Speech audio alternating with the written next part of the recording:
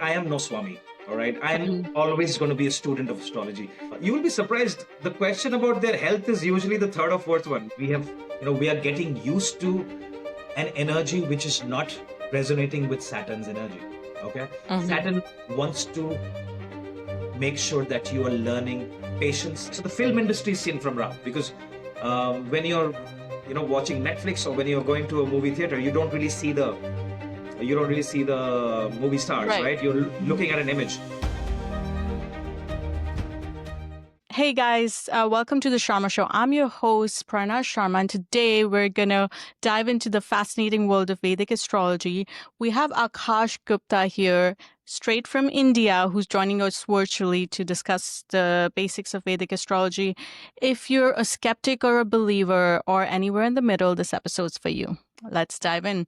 Akash, thank you so much for being here today. Prerna, it's very, very good to meet you. I'm excited.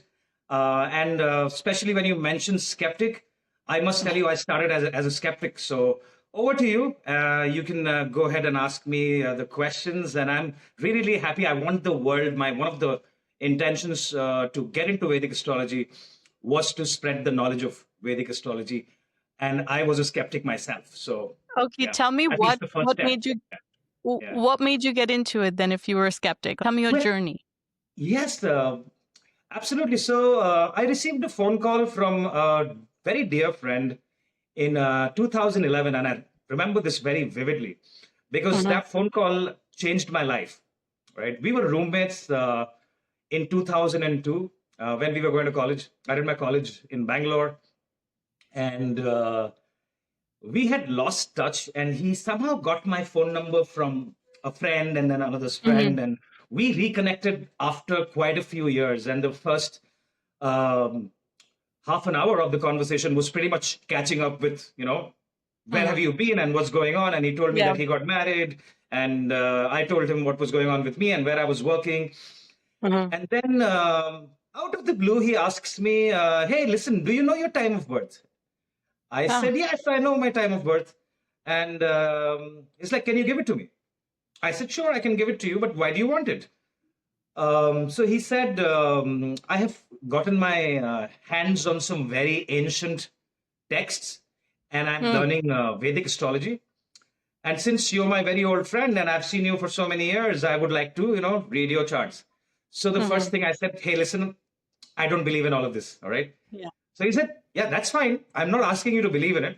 I just want to read your charts because you were my friend and we went to college together. So we have some history together. We have Right. been friends. We have been So roommates, right? so For a basically couple of years. he knew kind of your life event, so he wanted to maybe see what your chart Yes, looks yes. like I and mean, kind of yes. I compare. mean, we've gone to college together, so we have spent some time together, and we have also been roommates. So I believe Right. that is what he wanted to check, or Right. something of that sort.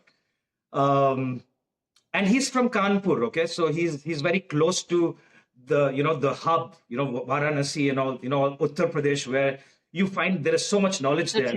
There are Right. saints there who have all the knowledge, but a lot of people don't know about them, and they are away from technology, right? Mhm. So and I forgot about it, and then he got Mm. back to me after a month or something, and then he Mm. said, hey, remember I got your time of birth? I said yes. Yeah. So he said few things about me, Mhm. about my father, about my family from Mhm. the early 90s, from the late 80s. Mhm. And he said something about my future as well. All right. Mm. So the things that he said, some of the things, there is no possible way. And I recalled that, is this something I shared with him and he's just wanting to play? Because, I was a Mhm. skeptic. So I approached it like Yeah. the skeptic, that, people find out information about you and they try Yeah. to use it against you so that, Right. they catch you in the vicious circle of astrology. And not all astrologers are principle oriented astrologers. There are lots of Yeah. people Yeah. who like to earn money, because even basic astrology, you can read certain things about a Mahadasha change or a certain transit, that this was not a good time for you. And, it could absolutely amaze people and sweep them off their feet, that how did you know? Right. Right. Right. So, so I left the phone call as a skeptic, but he had ignited that burning desire Mm-hmm. for me to start reading about it. And that Getting was my reading. beginning. Okay.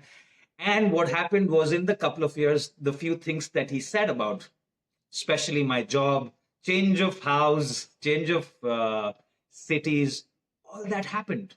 It was not Mm. spot on, but it happened, you know, Through the during time. that time that he had said. And then I called him back. I said, I want those ancient texts. I want to, and then I got myself a guru. And that's Ah. what my channel's name. A lot of people have started calling me Swami Saptaparni. I am no Swami. All right. I'm Mhm. always going to be a student of astrology. Swami Saptaparni was the guru that I had. He taught me astrology. Right. Oh, wow. Okay. And he passed away in 2018. He's from West Bengal. And Okay. he could barely speak Hindi. He could only speak in Bengali. And he would say that, Akash, you speak English really well. You must spread the knowledge of Vedic astrology to the world. And I said, yeah, sure. I didn't take him seriously. Maybe he was saying Yeah. that, looking at my charts. All right. And after he passed away, I kept thinking about what he said. And I found the opportunity during COVID. I had a lot of time I was spending with my mom, Mm-hmm. and that's when I started the YouTube channel. And now it's become my main source of income. It's not a very big channel, but I have really, really good subscribers. They they comment. I met you through my Exactly. I channel. was going to say that's how I found you. Yeah. Yes, It's I quit crazy. my high flying IT job as the learning and development head of a very big multi-million dollar company from California. And now I'm a Vedic astrologer. I mean, the sequence of events after being employed for 20 plus years in IT Oh, with the top companies like IBM, Accenture. I was with Cisco, contracting with Cisco. Started my career with Dell Computers. And here I am, a Vedic astrologer and a YouTuber, right? that's amazing. It's crazy how life works, right? You would never think of Absolutely. things that could happen. Yeah. Absolutely, Well, absolutely. Which is why my initial videos were about um, becoming an entrepreneur.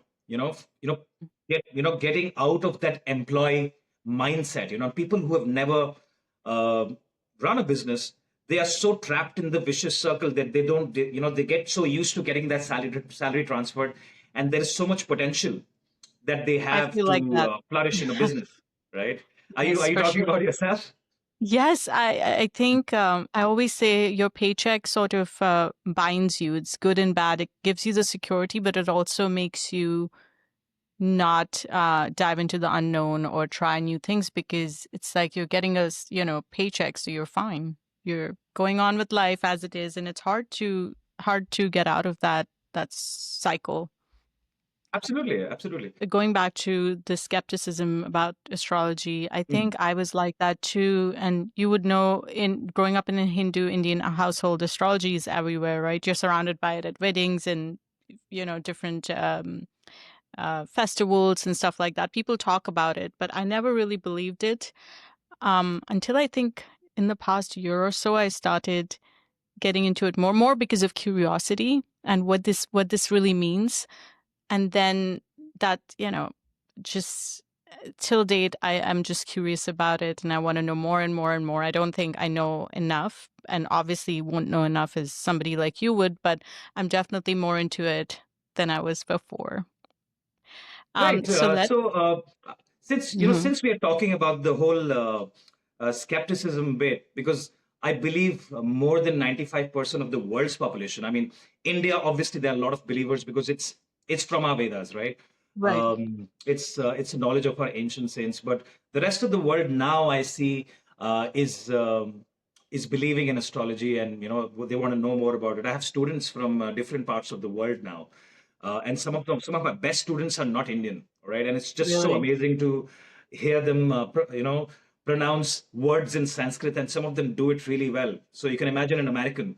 That's the only language. The English is the only language most Americans know, right? And when they try to understand and pronounce word in Sanskrit, it just fills my heart with Yeah. joy. Um, so things about the like the some of the things that I would like to talk about, so that people who are skeptics and people who have interest in astrology can relate to it. So a lot of astrology, Vedic astrology, is based on case studies, right? Hmm. So, for example, something very common that a lot of people know is Raj Yoga. Everyone knows what is Raj Yoga, right? Raj means Hmm. king, and yoga means a time period, right? That you're going to be a king. So you don't really become a king, but you can be in a very successful position as a business owner, or you could be a CEO of a company, or some of the decision makers, and people are pretty much running errands for you then, right? So that Hmm. is our modern day king. You don't really become the president or prime minister. I mean, those people also have a Raj Yoga, but a more powerful one, right? Yeah. It is based on the planetary combinations of people who were born as kings in the history of thousands of years. And the beauty is, our ancient saints, the astrologers, they made a note of the planetary placements, and we use the same combinations to figure out Oh. in today's world that yes, does a person have a Raj Yoga, or how strong the Raj Yoga is? Will that person be just well known in the area? Is there also success and fame in the chart? Or Hmm. someone like, for example, you, right? uh, the podcast, how successful will it be, and what exactly you should do, which Hmm. particular um, topics you should Field. talk about, right? Hmm. uh, Yeah. Compared to someone who's got even stronger ones, and those are the videos that you see, that there is not a Hmm. lot of talent, there is not too much depth, but you see so many videos and so many channels on social media, uh, Who do really well. especially entertainment ones, right? Hmm. They have so much audience, they have so much Yeah. viewership, than Popularity. channels that have education and knowledge. Compared to entertainment, still sells much more than knowledge Yeah. and education, And isn't I it? think a lot of people would think it's luck, but obviously it could be a lot of planetary placements too that say that, Absolutely. okay, this person might do well in social media versus something else, and a specific topic, or even like how quickly you get success. Some people have to work really hard to get that success Absolutely. versus the Absolutely. others who quickly just, take off immediately. Absolutely. Let's consider if Michael Jordan wanted to be a politician and Donald Trump wanted to be a basketball player, right? Yes. So Yep. they could have put in all the effort, but they may not have been so successful. So it's about, a lot of astrology, the career guidance ones, is Mm. about seeing which particular house, which planets were strong when you Mhm. were born. Okay. The logic is very simple. If you go in that direction, you will find success a lot faster than going in a direction where your planets are not so strong and you're still Yeah. trying to make it. And so many people have found success after switching their industries completely. Yeah? They have put in a decade or more than that in a certain industry, and then they have just made a little bit of an effort in a different industry, which could be polar opposite industry, like a restaurant Mhm. owner becoming a lawyer, or a lawyer becoming a restaurant owner. Yeah, there is nothing similar in both the industries. Yeah, and success could be a lot faster. Yeah, if people are able to figure out what is the roadmap for me. So let's get into the technicalities of Sure. astrology. What does one need to get their chart done? Time, Yes. place, and date? Is that it? Yes. So most Indians, they record their exact time of birth, Mm-hmm. date of birth, place of birth. With the place of birth, we look at the latitude and longitude. And Mm-hmm. with the other information, we look at the planetary placements at that particular point in time. Okay. Um, if the exact time of birth is not available, we can still pull up something called as a Chandra Kundali, where the moon was, and we can say quite a lot of things about, especially the personality of that human being, and Mm-hmm. especially which planets are strong at the time of birth. Mm-hmm. Okay, we can say a Okay. lot of things, but the predictions about the timing of events may not be accurate, because you know even if we get to know if they were born in the morning, afternoon, or evening, we could narrow it down. But if someone doesn't know their time of birth at all, then predicting the timing of events may be very, very difficult. Okay. And so you take all these things and you make a chart, or these days there's computer generated charts, right? So you make a chart. And then what I've seen usually on those charts is there's an ascendant chart and a moon chart, and more too. Like, I probably don't know about those. But let's talk about just like a basic chart, right? There's different houses in those. What do different houses mean? Yeah, so the basic is we look at the ascendant chart, the D1 chart. So there are houses from 1 to 12, right? So each house is like a significator of a certain portion of the sky. So the saints had divided the sky from the earth in 12 different parts. Okay. Okay. Called it Aries, Taurus, Gemini, Cancer, Leo, Virgo. All right. Each one is 30 degrees. So 12 into 30, 360 degrees, right? And each house is also 30 degrees. So there are 12 houses, 1 to 12 houses. The first house is you yourself. Your personality, your body is seen, your physical health is seen from there. So your first house being strong, like good benefic planets being in the first house, pretty much shows a very confident personality, a good constitution. Okay. A very strong seventh house shows your relationship and your spouse. So seventh house is 180 degrees from the first house. All right. So if first house is you, the seventh house is other people. So your spouse, your husband, or or partner, partner is seen. Your business partner can be seen from there. So similarly, even the body parts are the first house. First house could be this part of your body. Second house will be your throat. That's why musicians, you see, you will have planets like Moon and Venus, the ones who can sing really well, right? Or they are coming from a very powerful family. They'll have Venus, and their second house will be very strong. So then second house is family. Third house is your neighbors, your younger siblings. Fourth house is your home, your peace of mind, your emotions. Your mother is seen from the fourth house. And then fifth house is your children. Sixth house is again not a good house. Your enemies, your debts, your diseases is seen from the sixth house. Seventh house, like I already told you, it's your spouse. Eighth house is your in-laws, your spouse's family. Transformation, sudden events, ups and downs are seen from the eighth house. Ninth house is the house of your gurus, your higher learning, long distance travel. Father too. Your father can be seen because your father, in most cases, is your first guru, right? In most cases, isn't it? And then 10th house is your career. How you go outside in the world, right? 11th house is your older sibling, your network circle, your incoming gains is all seen from that. And 12th house is the house of the other realm, subconscious mind, foreign lands are seen from there, right? Your feet. Remember, first house was your head, 12th house becomes your feet, right? People who dance really well, they have a very strong, they have planets like Venus, which signifies beauty and entertainment in the 12th house. All right. Interesting. It's the house of isolation. Artists are seen from there. Yeah. So let's say, let's just talk about money. What are the one or two houses that I'm sure everyone in the world wants money, so this is going to be very, relevant. Yes, most of the consultations are primarily about money and relationship because these are the two things which people have find a lot of problems and struggle, and no one is happy with these two things, right? You will be surprised. The question about their health is usually the third or fourth one. First, they want money, and then they want to talk about health, right? I'm guilty of that. Sometimes the last question, okay, one more question. How's my health? I said, I wanted to say this first. I wanted you to ask me about your health first.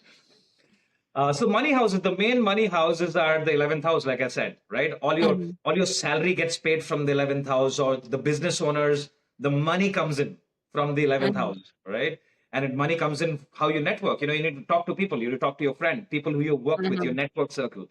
And in today's world, social media is seen from the 11th house, right? Especially Rahu.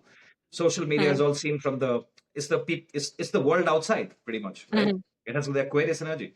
And second house is the house of your resources. How much savings do you have right now?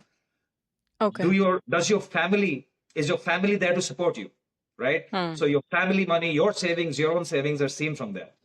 And similarly, the 8th house is the second from the 7th house. So your partner's money can be seen from the 8th house as well.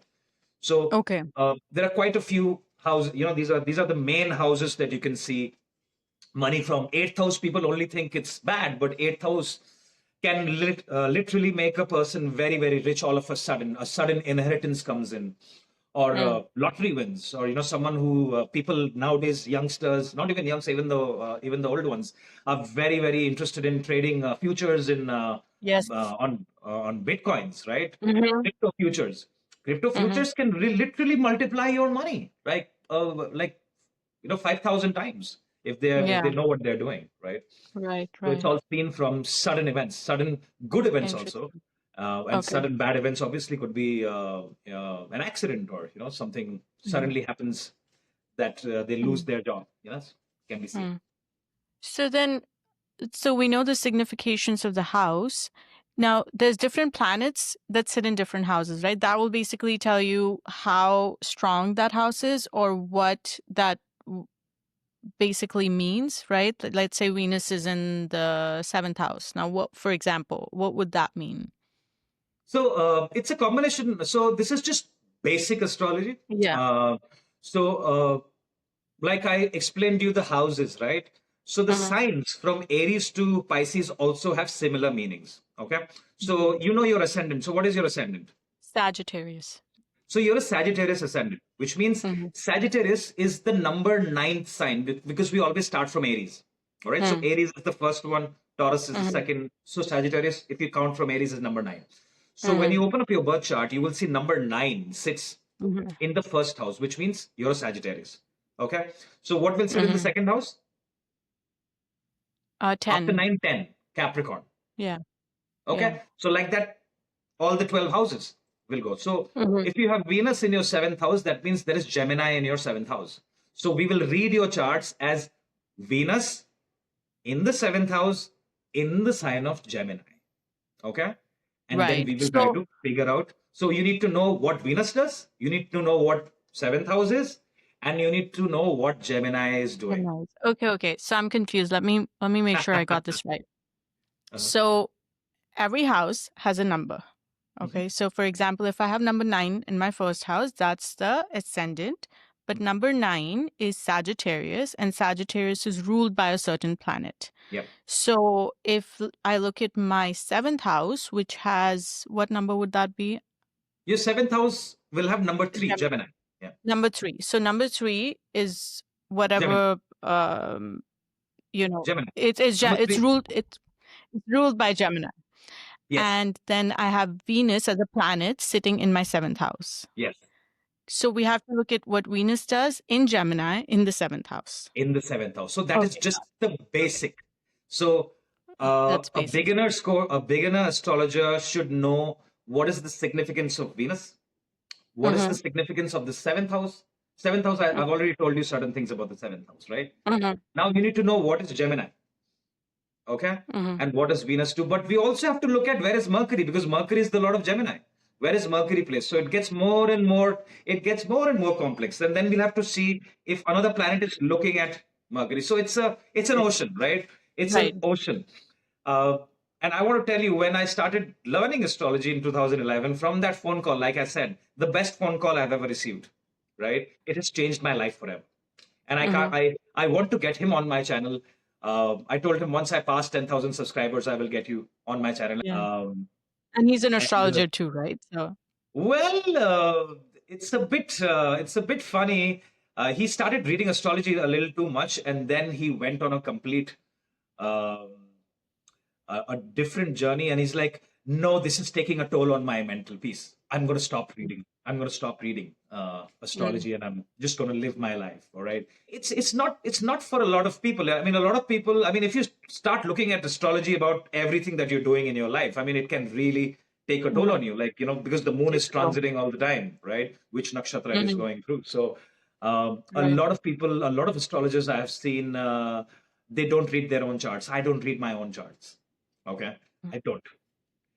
So when some I people think ask me, that. Akash, which planet do you have there? I'm like, hey, I don't. I mean, I remember my natal chart, but if someone asks me in your D60, there is a chart called. There's so many different divisional charts. In your D60, where is your Saturn place? I'm like, I don't know. I'm like, how can you not know? I have Mm-hmm. to look it up and tell them. I So think it's wise uh, not to read your own chart, right? Because then you know too much, and then you try to kind of delay events or change events in certain way, and then destiny still finds you. Not really, Prerna. And I would like to hear what other astrologers say. I think astrologers are not really good at reading their own charts.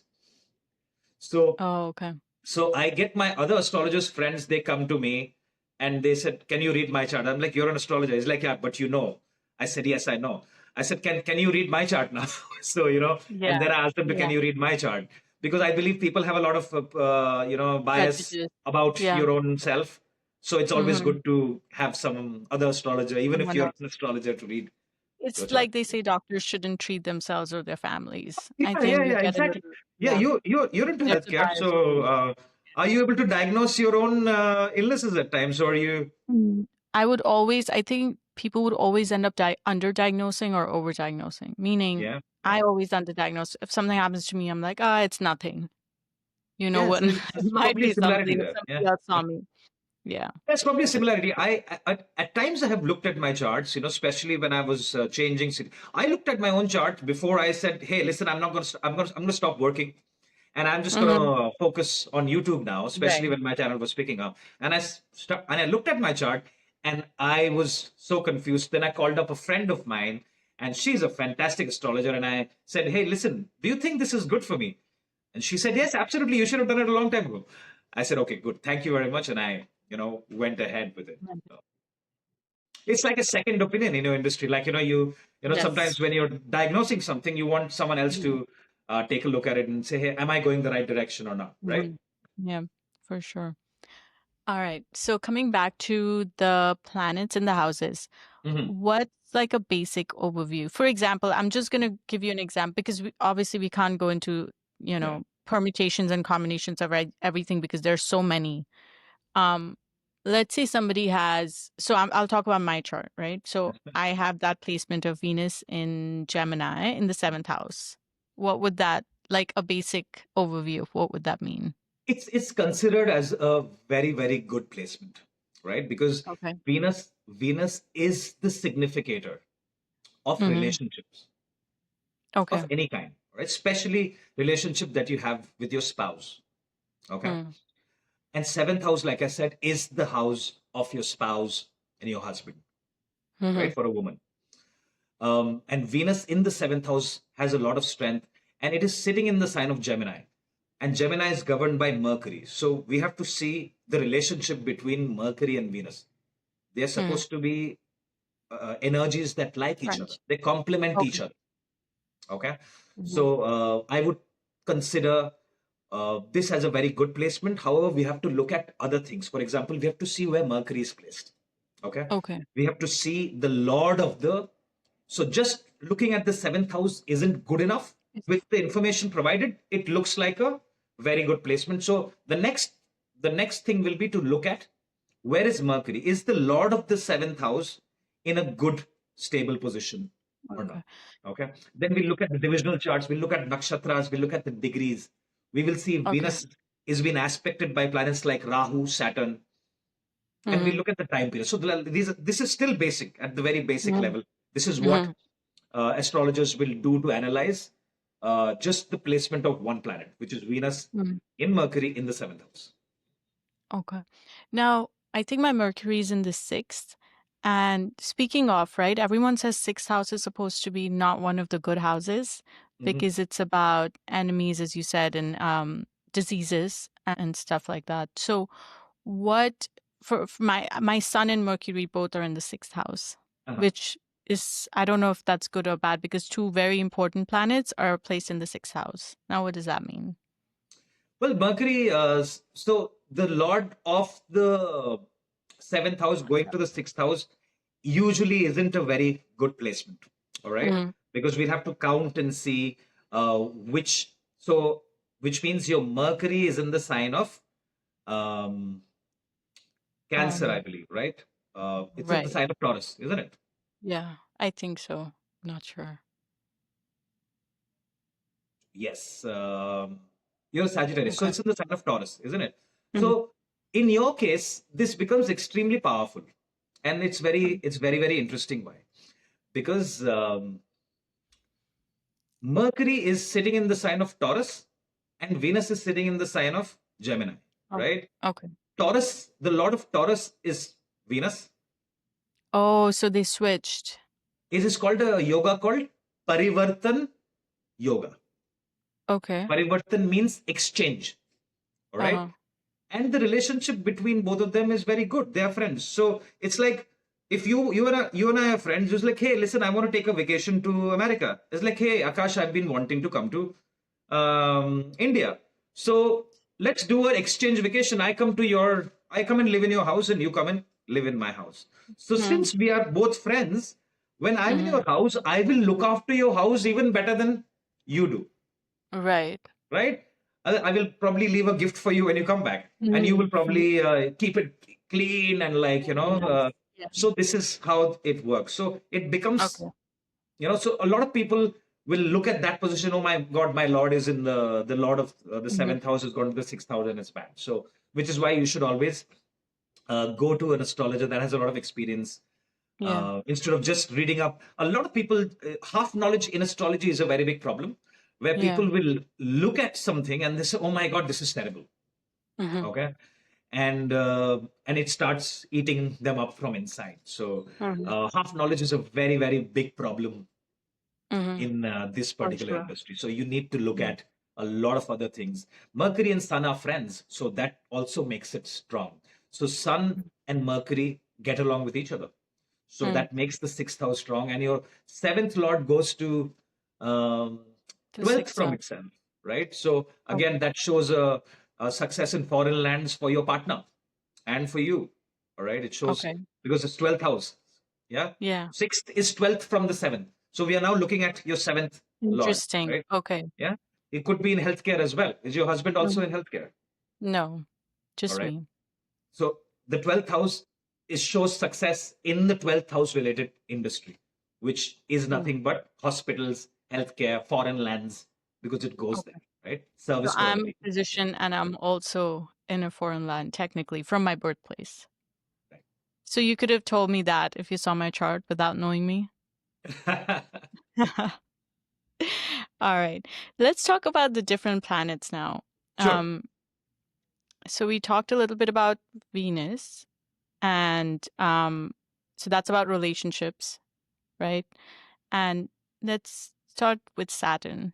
I know a lot of people fear Saturn because I don't know why. I think whenever I hear about Saturn, there's always a little bit of fear and, apprehension because as a planet, Saturn's supposed to be very strict, Mhm. right? Could you tell me a little bit about Saturn as a planet Absolutely. and the effects of it? I was expecting your first question to be about Saturn, right? Because there's a lot of fear uh, about Saturn, and at times people also joke about Saturn and Shani, or he's got effect of Shani without having any knowledge about Vedic astrology, right? So Saturn definitely it's a very interesting. It's got a very interesting energy. So Saturn um, signifies your work, your karma, basically, right? Your Mm-hmm. career. That's number one. Saturn also signifies how organized and how structured you are, okay, depending Mm-hmm. on where it is placed. And it Okay. resonates a lot with your pending karma. So Saturn uh, tries to tries to tune a person back to who they are and what they're supposed to accomplish in this particular Mm-hmm. lifetime, right? Which is why Saturn can be associated, especially when Saturn goes retrograde, it can associate people from different work profiles. People can suddenly get laid off, or people suddenly want to quit their jobs and do something else. And the Mm-hmm. biggest fear that people have about Saturn is the slowness of Saturn. Saturn wants to uh, teach people patience. Okay, Mm. and the world we are living in, where everything is Quick. available with a click of a button, Mm-hmm. right? We are getting used to an energy which is not resonating with Saturn's energy. Okay, Mm-hmm. Saturn wants to make sure that you are learning patience. You're you're working hard for things, Mm-hmm. and you are disciplined and very structured and organized. And these are things that people are eventually walking away from, about being disciplined, especially with the unhealthy lifestyle that most people have now. There is no real discipline that people are following. And when people want something, from ordering food to doing an online course, they want, someone asked me, can you teach me astrology in 1 week? I said, I wish I could. I mean, it's not possible. There is, Yeah. I mean, people who lack patience, people who lack discipline, people who procrastinate a lot, Saturn can give them very, very bad results, because Saturn wants to teach people, if I can use that word, these few lessons in their life, that, you need to change these things about you, and then I will give you success. It is one of the most money giving planets, by the way. So people, I'm talking about billionaires. The billionaires that we have in this world, they have a very, very strong Saturn. Let's talk about Indian billionaire Mukesh Ambani. Mukesh Ambani has Saturn in his first house. Okay. His father, Dhirubhai Wow. Ambani, had Saturn in his second house, is what I believe. All right. So you would see Saturn playing a very, very strong role for the people who have, because you wanted to talk about money, right? That was your. So Saturn, if people are aligned to the industry where Saturn wants you to be, it can give you the most amount of money. We have to look at multiple charts. We have to look at the Mahadasha, what time period you're going through, especially if you're going through Saturn Mahadasha. So this Sade Sati, a lot of people talk about Sade Sati, right? So Sade Sati is again very feared. Oh, my Sade Sati started, I lost my job. And you would see comments on my channel, on my Sade Sati videos, and you would see comments on other people's videos on Sade Sati as well, that you will literally hear horror stories about their spouse leaving them, they're getting fired from their work, and then going into depression and stuff. All right. But then you will hear certain comments, and it's there on my channel too. It's there on other astrologers' channels, and I have experienced it myself, that Sade Sati has been the most successful period of people's lives. And the answer again lies with Saturn. They were in tune with Saturn's energy, right? I believe Donald Trump and Narendra Modi both came to power during their Sarasati. They became the most powerful people of the world during their Yeah. Sarasati. So Right? Saraswati is basically the 7-year time. 7.5 years. Seven and a half. Sade means half, Sati Okay. means 7. So 7.5 year period of Saturn passing over your moon, whenever you were born, wherever moon is, whichever house moon is in. So Saturn on transit passing over your moon.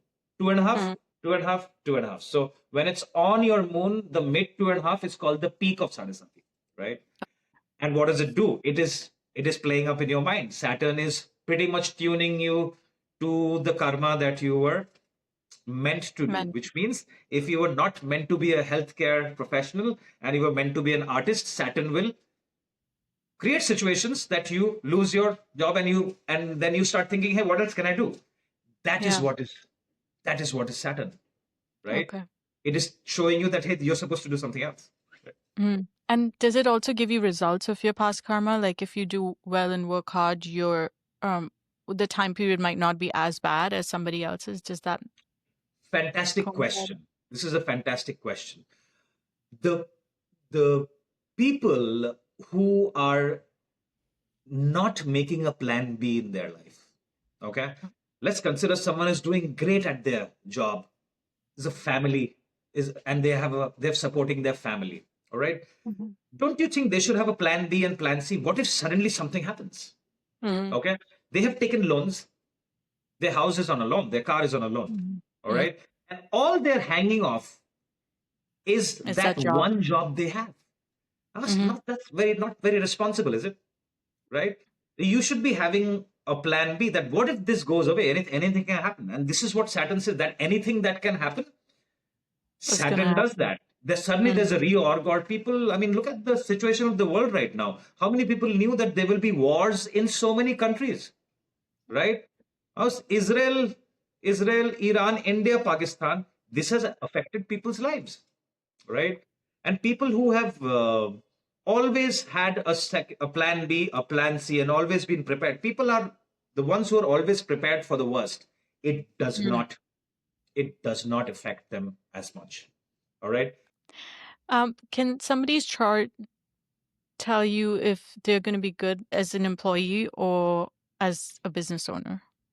Absolutely. These are consultations that I think pretty much all Vedic astrologers get. Okay. Mhm. And the answer is yes. There are certain charts which you can see, and it's completely dominated by that these people will not work very well under other people. Okay. Especially if the ascendant becomes very, very strong, and they're planets like Sun and Mars. So these are planets Mhm. which have a lot of fiery energy. All right. And to work under people, fiery, the fire, the planets which are uh, the significators of aggression and um, the warrior planet like Mars, they don't really do well working under people unless and until they find a very good employer. Okay. Okay. Someone that they look up to and they consider themselves as their guru. That, hey, I can Mhm. learn something from this person. You can find out from the charts that whether they should become entrepreneurs even at a young age. All right. Mm. And for some people, depending on certain placements, you can see that yes, this person is extremely accommodating, will work good under a leadership, and has long-term career placement. Again, Saturn plays because Saturn is long-term. It takes 29 and a half Okay. years to go around the sun. So Saturn has to be seen. Any question related to work, you have to look at the Okay. placement of Saturn. All right. Some people Okay. have both. For example, like me. All right. I was employed for 20 years, Mhm. and now I'm an entrepreneur. So it depends again on the planetary periods. Some people have both at the same time. So you see people who are employed and they're doing contractual work on the side, which is giving them a substantial income. Okay. Right. So you can see all the three things. You can see just employment. You can also see some people should never do business in partnership. They'll get very, very bad results. And you tell them that you do whatever you want to do on your own. Okay. You don't make any Okay. money or partner. All right. Good. So the more details you go into, you can give them like specifics. You can even tell them which industry you will do Mhm. good. All right. You can, in Okay. today's world, you can tell them that you could be famous in social media. You could be Mm. famous if you do anything to do with oil and gas. All right. Or if you do something with construction, or if you do something with IT, which Mm. industry you would do well, or you would be a Yeah. That's interesting. Going back to the planets, because I don't want to miss this, I'm really interested in this sure. part, right? So we talked about Saturn a little bit. What about Rahu? Rahu, yes, I was waiting for that. Rahu is again a very misunderstood planet. Rahu doesn't have its own entity. It's like a big shadow, right? Mm. And Rahu is a malefic planet. It is not. Rahu is a malefic planet for everyone, by the way. All right. And since it doesn't have an entity of its own, Mhm. anything that is illusion is Rahu, Mhm. right? So the film industry is seen from Rahu because when you're watching Netflix or when you're going to a movie theater, you don't really see the movie stars, Right. right? You're looking Mhm. at an image. Right now, how we are communicating with each other is because of Rahu. So all technology comes under Rahu. The IT industry, the Mhm. internet, the heavy Okay. machinery, these fighter planes is all Rahu. Mhm. All right. So Rahu is an image. Rahu is not a real entity. So all this comes under Rahu. And Rahu, as we know, the saints have explained Rahu in a very, very interesting way in our ancient texts, that it was a demon without a body, which kind of signifies endless desires. Mhm. Okay. So a very simple prediction about Rahu is wherever Rahu is sitting in anyone's chart, they Mhm. have endless desires towards that particular house. Okay. Okay. So if Rahu is sitting in fourth house for people, fourth house, you see your home, your property, land, your vehicles, right? So Mhm. these people, you ask them, they'll say, yes, I always wanted to have this big bungalow and few Mhm. imported cars and, the Mhm. best possible cars parked in. Mhm. Well, your materialistic desires are seen from Rahu. Rahu. And the problem with Okay. Rahu is Rahu wants to accomplish it by hook or crook. He doesn't want to follow the rules. Mm. All right. If he wants something, he wants it. And this is Right. where Rahu gives problems in career and in Mm. relationships, in both, because it can cause obsession. It can make a person extremely manipulative. It can make a person break the law, break the rules, bend the ways, all these things about bribing government official to pass a tender or to get a contract. Mm-hmm. These are Mm-hmm. all seen from Rahu. Rahu. Politicians have a very strong Rahu. Now Oh. you should wonder why. So Rahu is something that causes chaos, uh, and it can on the positive side. So I will tell you positives about Rahu. The IT Mm-hmm. industry is seen from Rahu, right? People who are Okay. very good coders, who've worked for IT, is all seen from Rahu. People who find Mm-hmm. success in foreign lands and business. Some of the most amazing business people I've seen have very good Rahu. Rahu Mahadasha people, if they are in tune with technology, Mm-hmm. and if they are in tune with social media. So all the social media, by the way, is Rahu. This podcast is nothing but Rahu. Okay. Mm-hmm. So it can literally make lots of money for people. All right. So I have seen people with strong Rahu, especially Rahu in the first house, if they are doing business, anything to do with social media, Mm-hmm. they can really succeed a lot. Yeah, so it is not Okay. always bad, but depends on the choices people make. But Rahu Mm-hmm. always gives that idea or for quick success, right? Okay. Yeah. It's a smart worker. It's not a hard worker like Saturn. Saturn wants to think slowly, do it right. Rahu's like, uh, what is the shortcut? And I want to take that shortcut and I want to get from point A to point B, right? Okay. What about Mercury? Mercury. Mercury is like the person who brings two people to do business and then earns profit from both the sides. All right. Okay. So which is why Mercury signifies communication. Mm. Okay, it's the lord of Gemini. It's the lord of Virgo, right? Mm. Buddha in Sanskrit, right? Buddha means brains. For having good communication, what do you need? Brains, right? So spontaneous, spontaneous answers, spontaneous questions. The whole business mindset can be seen from Mercury. So Mercury Mm. signifies these particular qualities, and wherever Mercury sits, people should focus on communication.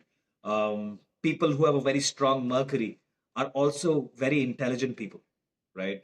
From Okay. all the signs, you see Gemini. Most of the stand-up comedians, they have a very strong Mercury because, uh, you know, you see some of the stand-up comedians. I mean, if it's not scripted in today's world, it's very difficult to find out what is scripted, what is not. But you see the jokes which they communicate with the audience. That's on the go, right? It is not prepared. You know, when they're talking Mm. to their Right. audience, and they're still making people laugh, and they're making every situation funny. So Mm-hmm. stand-up comedians can be seen with a very strong Mercury. Real estate agents, these are Mm. like real estate agents. What do?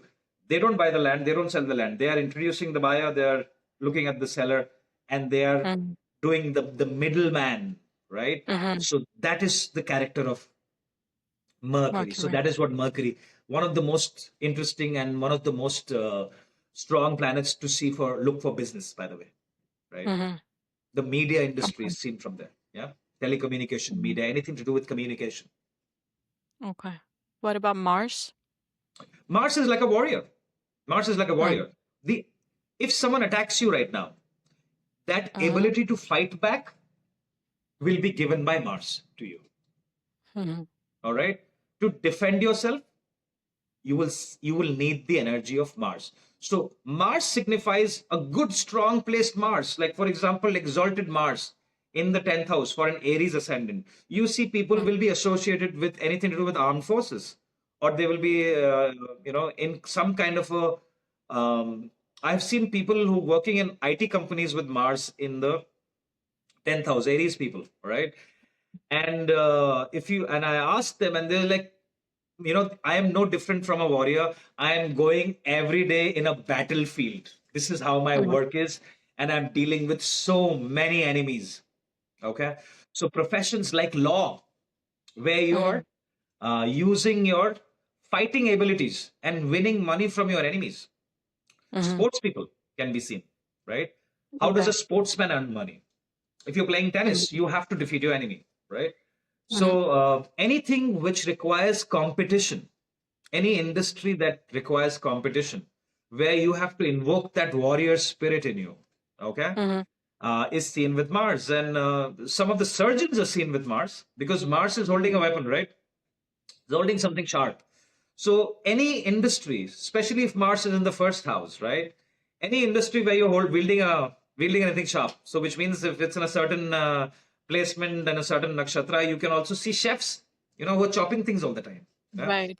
Interesting. Hairstylists, they're wielding, they're always The scissors. wielding Yeah. something sharp. Surgeons, they are scuba divers, they are Mm-hmm. wielding something sharp, going in and exploring underwaters. Mm-hmm. So depending on where Mars is placed, right? And then you have Mm-hmm. the military people, they're always wielding a gun, right? Yeah. So depending, and all this is seen from Mars.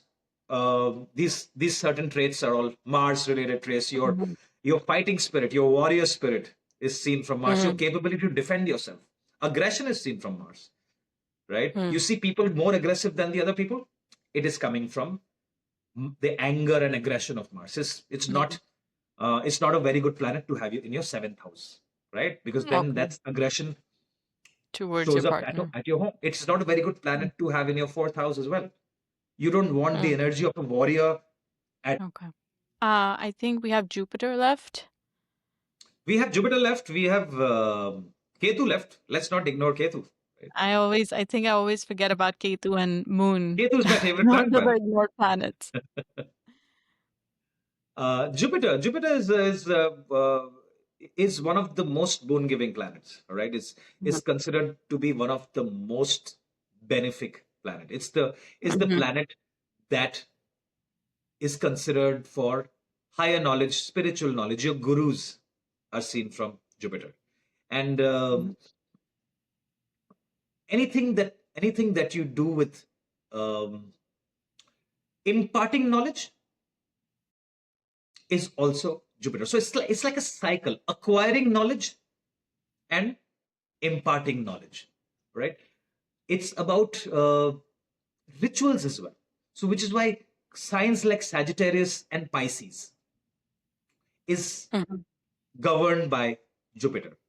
So all the knowledge that you've acquired, we'll look at the placement of Jupiter. Jupiter, wherever it sits and wherever it looks at, it fixes and So there are sayings that if Jupiter sits in your first house, Mm-hmm. it clears you out of 100 doshas in your chart because you have the blessing of Jupiter in that particular house. Okay. All right. Um, it's something that signifies your principles, how principle oriented you are, Mm-hmm. right? Uh, People with a very strong Jupiter, they are seen in professions like education or Mm-hmm. in any kind of industry where acquiring a lot of knowledge is one of the key things Mm-hmm. to continue that profession. So doctors should have, I don't know today's doctors, but doctors should have a very strong Jupiter. Any kind of Mm-hmm. profession that you need, lots of knowledge, and you need to train other people. You need to impart knowledge as well. These are the Mm-hmm. things of these are the qualities of Jupiter, right? It was Okay. the most. It was associated with being successful as well back in the days, but nowadays I don't see a lot of people who have a very strong Jupiter, um, very successfully financially, but they're usually very principle oriented, good, wise, knowledgeable people. Mm-hmm. Now let's go to the ignored planets. I don't want to say that, but I think Ketu is something I always forget about, or it's not um that out in the spotlight as other planets are. Ketu and Moon.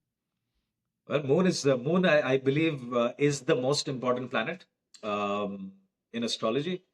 Ketu happens to be my favorite planet because I was connected to Vedic astrology in my Ketu Mahadasha, and I realized Okay. it only years later. All right, because Mm-hmm. it's such an ocean. You realize certain things only after years of studying astrology, and then you go back and then you just are fascinated. Wow, this happened because of that, and I could never understand it. Right. So Ketu is associated with astrology. All right. Ketu is just the polar opposite of Rahu. Okay. So Rahu is all your desires, especially about material desires, right? Mhm. Ketu is the planet of letting go. It's about liberation. So wherever Ketu sits in your chart, people usually don't have interest in that particular house. Okay. Okay. Because some astrologers say that they had mastered that particular house in their past life, Mm. which is why they don't have interest in that particular house. So what if Ketu is in your 10th house? Will they have no interest in? You can be extremely successful with Ketu in your 10th house. But 10th house is the house of your career, right? Mhm. Um, but these people, if you talk to them, they will tell you, I just go to work because it's paying my bills. If you ask me if I really feel it to go to work, they will say no. All right. But Mhm. since it's paying my bills, I'm just continuing. So Ketu is nothing but the house, is the planet that signifies research work. Mhm. It's something that, for example, if I talk about Jupiter, you think about a very wise old person who's Mhm. teaching you, right? Like a guru. Mhm. That's what the Mhm. picture. A mentor, Ketu yeah. is like a Indian saint in Himalayas Mhm. sitting and meditating. So that is what is Ketu, who has renounced the Like worldly isolation. pleasures. Okay. That is what is Ketu. Okay. Exactly the opposite of Rahu. Rahu wants, Rahu is like, I want, I want, I want. Rahu is like, no, take this, take that, take everything. I don't want anything that is material. I just want to sit and connect with the universe. So if someone has Ketu, let's say in their seventh house, would that mean that they're not interested in having a relationship or a long-term partnership? Very, very good question. So if Ketu is in the seventh house, uh, they may connect with their partners at a very, very spiritual level, depending on Mhm.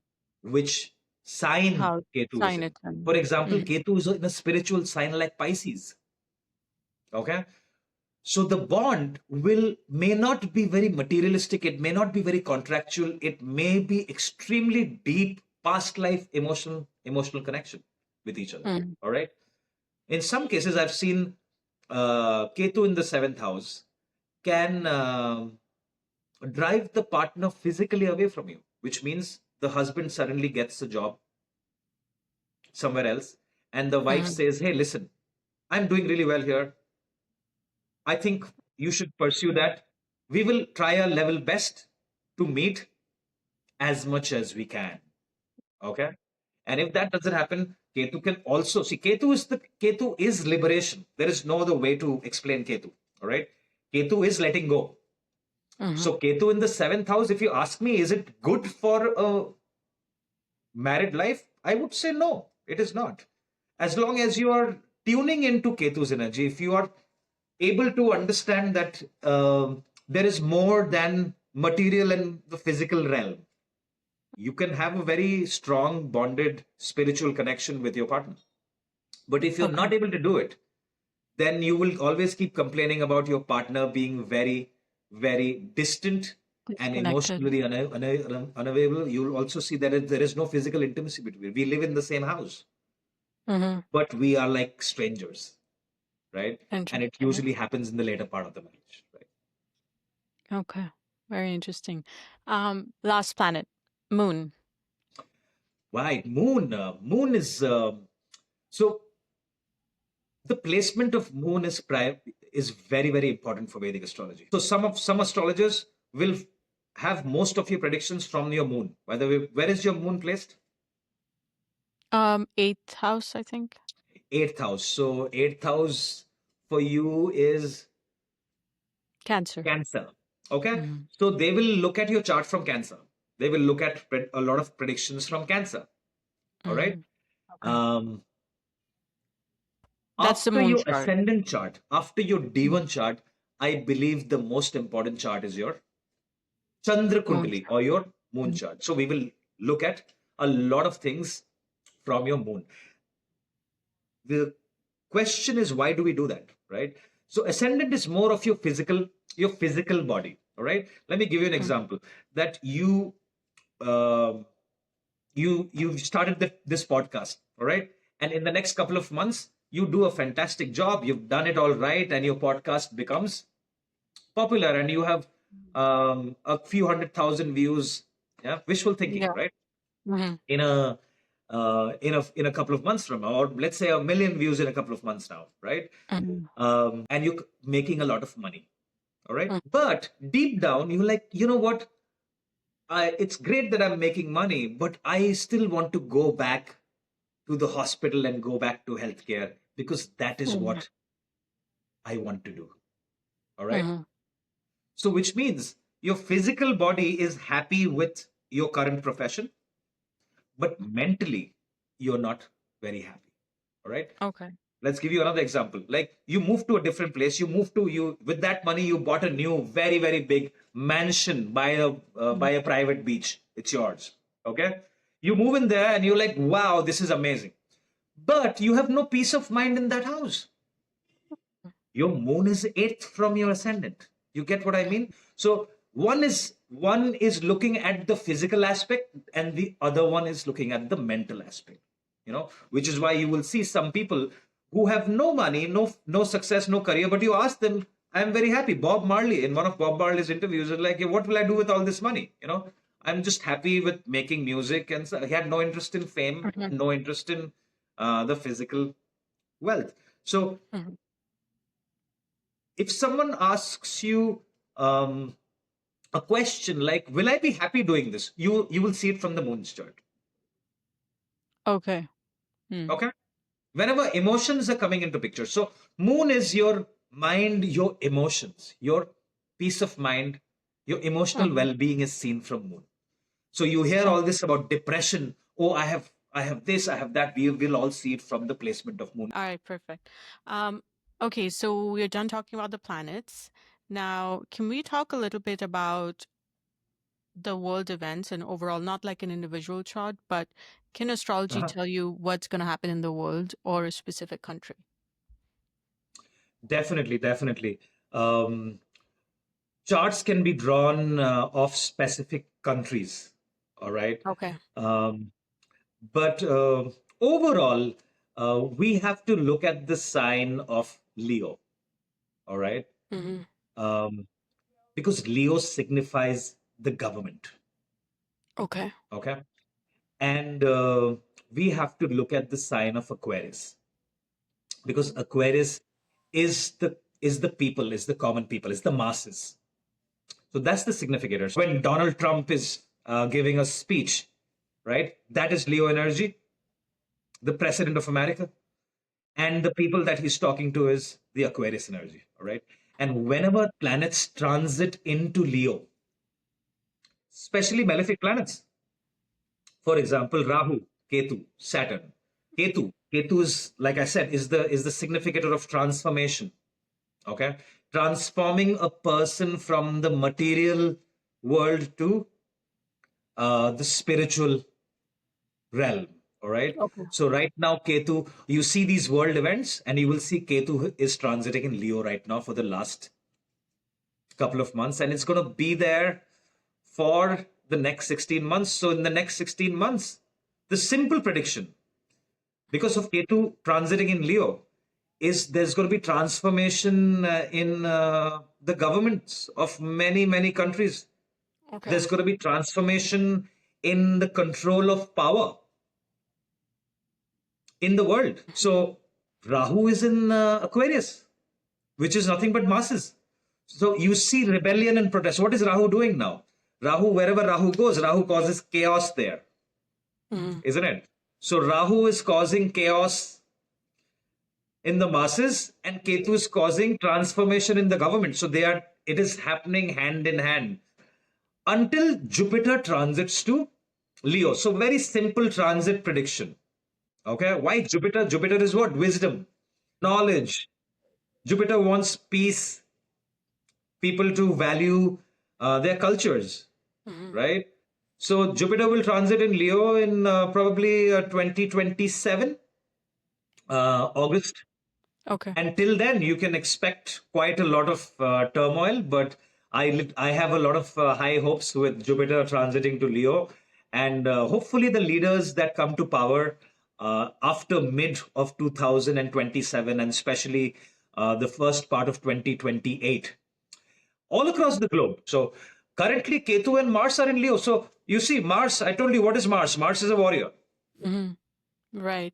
Okay. That makes sense. That's why and the Ketu wars. is transformation. So now you see all the explosions are happening. America has engaged actively and openly in a war. Hmm. Um, with Iran just a couple of days ago, right? So what is Mars? Mars is aggression. Aggression. Mars is transiting in Leo as we speak right now. And then Mars is much closer to the sun, so Mars transits out every couple of months. But Ketu is there to stay. Ketu and Rahu take 18 months. Ketu is going to be there for another 16 odd months. And in Oh. these 16 odd months, there could be change of governments. I think some of the governments in some countries will fall, and there will be a new leader that will arise. So these are Okay. my thoughts about the political system. Country specific, we have to look at. Read a little bit of India's chart, and it's very interesting how some people draw the chart. You draw it from the independence, the time and the date of Oh, independence. So okay. you draw a That's chart there. interesting. Yeah. So I Yeah. believe India is definitely going to become economically stronger, but there is still going to be a lot of internal conflicts in the name of it could be religion, it could be a lot of things.